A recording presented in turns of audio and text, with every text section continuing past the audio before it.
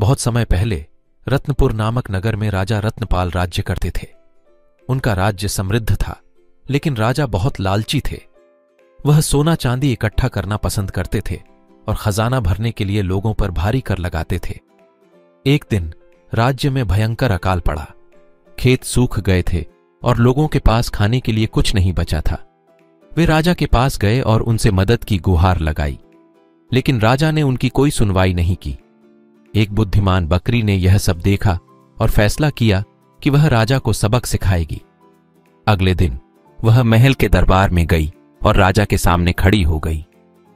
राजा ने पूछा, तू किस लिए आई है बकरी?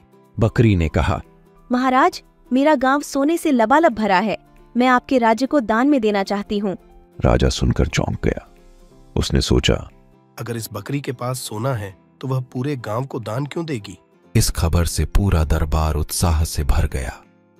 राजा सोने के लालच में बकरी के साथ चलने के लिए तैयार हो गया।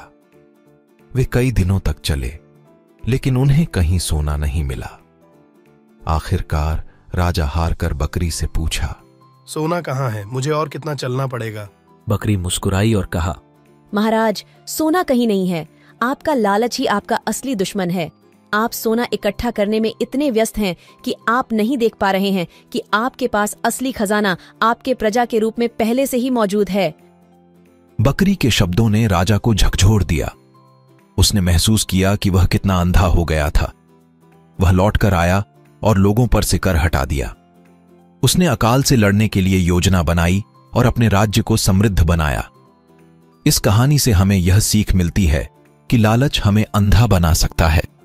असली खजाना धन दौलत नहीं, बल्कि हमारे रिश्ते, प्रजा और हमारी सच्चाई होती है।